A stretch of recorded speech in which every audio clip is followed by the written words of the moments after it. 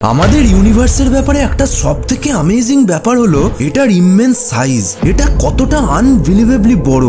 আর আমরা একটা ছোট্ট গ্যালাক্সির ছোট্ট কোণে একটা ছোট্ট সোলার সিস্টেমের ছোট্ট গ্রহের ছোট্ট দেশের ছোট্ট কোণায় বাস করছি লিটারেলি।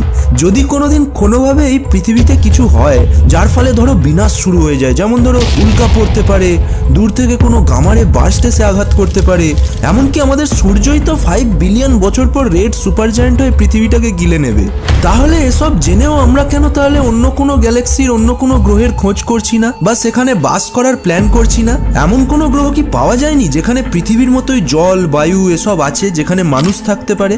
উত্তর হলো হ্যাঁ, কম বেশি ফিচার্সওয়ালা এরকম প্রায় 1000-এরও বেশি এক্সোপ্ল্যানেটস খুঁজে পাওয়া গেছে যেগুলো হ্যাবিটেবল। কিন্তু তাহলে প্রবলেমটা কি? প্রবলেমটা হলো ডিস্টেন্স, দূরত্ব। এগুলো এতই দূরে আছে যে লিটারালি যেতে গেলে তোমার নাতির নাতির নাতির নাতির নাতির নাতি হয়ে যাবে, কিন্তু তাও তুমি পৌঁছতে পারবে না। যেমন কেপলার 452b নামক একটা হ্যাবিটেবল এক্সোপ্ল্যানেট খুঁজে পাওয়া যায় যেটা এখান থেকে প্রায় 1400 লাইট ইয়ার্স দূরে আছে। তার মানে যদি তুমি লাইটের স্পিডেও ট্রাভেল করো, যেটা এমনিও সম্ভব নয় থিওরিটিক্যালি এখনো, তাও ধরে নাও যদি লাইটের স্পিডেও ট্রাভেল করো তাও তোমার 1400 বছর লেগে যাবে ওই গ্রহে পৌঁছতে। আমাদের মিল্কি ওয়ে গ্যালাক্সি থেকেও বেরোনো আজকের ডেটে অসম্ভব। তাহলে এইসব হ্যাবিটেবল প্ল্যানেটস খুঁজে লাভ কি যদি যেতেই না পারা যায়? লাভ আছে। ধরো যদি তুমি কোনো এক অচেনা জায়গায় গেছো, সেখানে একটা কালো গুহার মতো অন্ধকার একটা হোল দেখা যাচ্ছে। এবার তুমি উত্তেজনা চাপতে না পেরে আউট অফ কিউরিওসিটি তুমি তার মধ্যে ঢুকলে, আর যেই অন্য প্রান্ত দিয়ে বেরোলে দেখলে তুমি কেপলার 452b গ্রহে পৌঁছে গেছো। কেমন লাগবে? এই শর্টকাট গুহার রাস্তাটা কি ছিল? ওয়েল, এটা ওয়ার্ম হোল ছিল।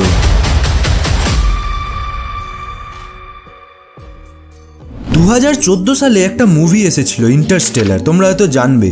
সেখানে দেখা হয় কুপার ওর টিমকে নিয়ে পৃথিবী থেকে অন্য হ্যাবিটেবল প্ল্যানেটের খোঁজে বেরোয়, আর তারা মিল্কি ওয়ে ছেড়ে অন্য গ্যালাক্সিতে পৌঁছয় কয়েক মিনিটেই ওয়ার্ম হোলের থ্রু দিয়ে। যেই ওয়ার্ম হোলটাকে শনি গ্রহের অরবিটে খুঁজে পাওয়া যায়। এই ওয়ার্ম হোলের কনসেপ্ট মারাত্মক ইন্টারেস্টিং, কিন্তু সেটা বোঝার জন্য আবারও আমাদের সাহারা নিতে হবে আইনস্টাইনের জেনারেল থিওরি অফ রিলেটিভিটির। আমি এর আগে ব্ল্যাক হোলের ভিডিওতে এই নিয়ে ভালোভাবে বলেছিলাম, ওপরের আই বাটন থেকে বা ডেসক্রিপশনে লিঙ্ক আছে, দেখতে পারো।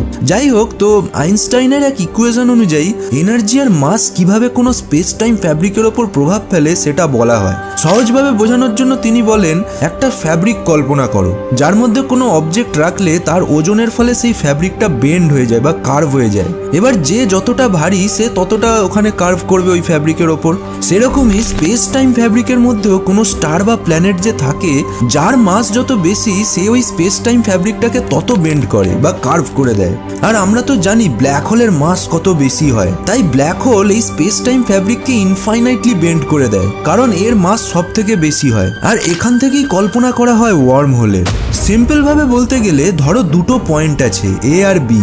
এদের মধ্যে সব থেকে ছোট ডিস্টেন্সের রাস্তা কোনটা হবে? এ থেকে বি অব্দি একটা স্ট্রেট লাইন ড্র করে দাও, সেটাই সব থেকে ছোট হবে, তাই তো?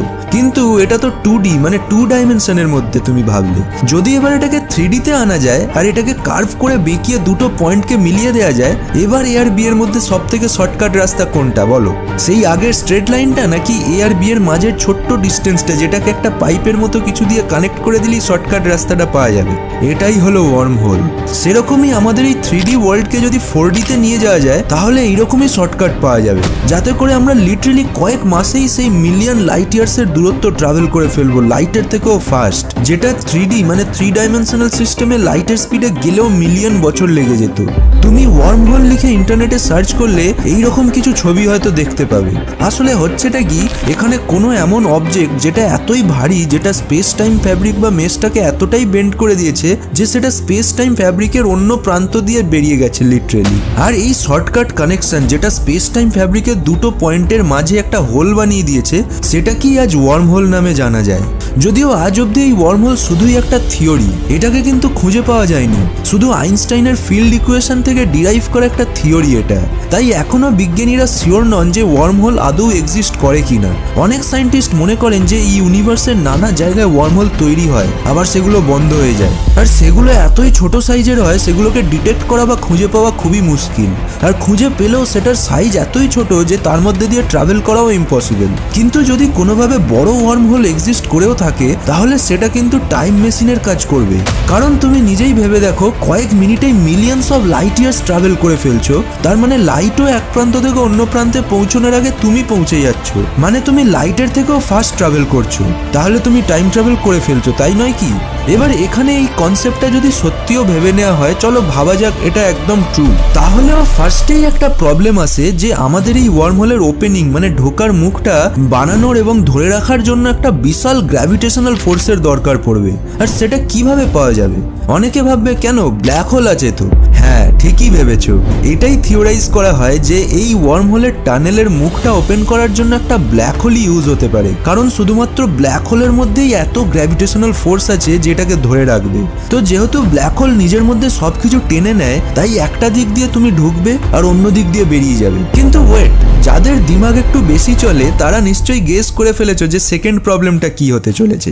ওয়েল, অন্য দিক দিয়ে যে তুমি বেরিয়ে যাবে ভাবছো, সেই অন্যদিকে কি থাকবে? আবারও কি একটা ব্ল্যাক হোলই থাকবে?